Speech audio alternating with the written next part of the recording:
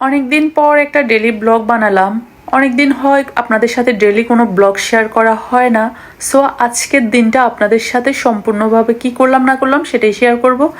আর এই যে আমি মেহেদি লাগিয়েছিলাম আর সেটার হাতটা নিয়ে একটু ঢং করছিলাম, আর এই মেহেদি লাগানোর রহস্যটা আপনাদের সাথে শেয়ার করব। সো সকালবেলা ঘুম থেকে উঠে ফার্স্টে হচ্ছে ব্রেকফাস্ট বানাতে হয়। অনেকেই মনে করে যে বাসায় আমি কোনো কাজ করি না। সো আসলে বিষয়টা এমন হয় না, বা সব কাজই করতে হয় আমাকে একটু একটু করে।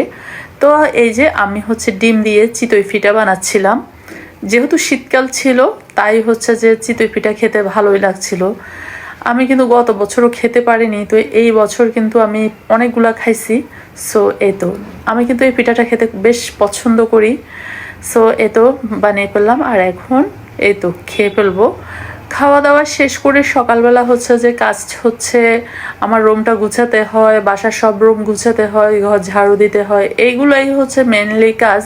তারপর হচ্ছে রান্না বান্না করতে হয়, তার ফাঁকে কোনো কাজ থাকলে সেটাও সেরে নিতে হয়।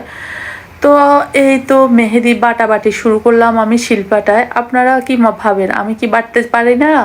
এই যে আমি হচ্ছে মেহেদি বেটে নিচ্ছি। এগুলো কিন্তু আমাদের গাছের বাড়ি থেকে আমার ভাইকে দিয়ে নিয়ে আসছি। তো এই তো এই যে বাটাবাটি শেষ, এরপরে এখানে একটু শ্যুট করে নিচ্ছিলাম। বিকালবেলা হচ্ছে আমি কিছু ভিডিও নিয়েছিলাম আর কিছু ছবি তুলেছিলাম, এটা আপনারা দেখেছেন। এরপরে সন্ধ্যার পর আমি হচ্ছে পাস্তা বানাবো, তাই হচ্ছে একটা চস বানিয়ে নিচ্ছি।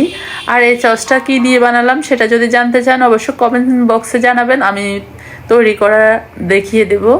এরপর আমি ফার্স্টে তেল বসিয়ে দিলাম, তারপরে দিয়ে দিলাম পেঁয়াজ, কাঁচামরিচ, একটু রসুন কুচি, সব কিছু দিয়ে ভালো মতো হচ্ছে এটাকে এখন ভেজে নেব। একটু ব্রাউন কালার হয়ে আসলে তারপরে আমি গাজর দিয়েছি আর টমেটো কুচি করে দিয়েছি।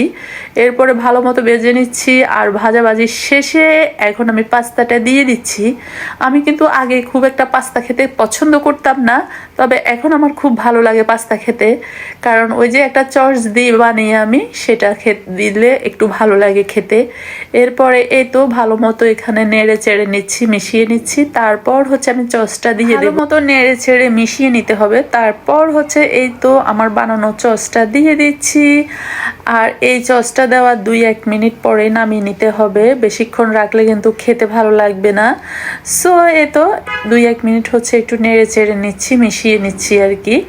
এরপরে তো নামিয়ে নেব। এখন নামিয়ে আমি হচ্ছে টেবিলে পরিবেশন করে দিচ্ছি, আর সবাই একটু ঠান্ডা হলে খাবে আর কি।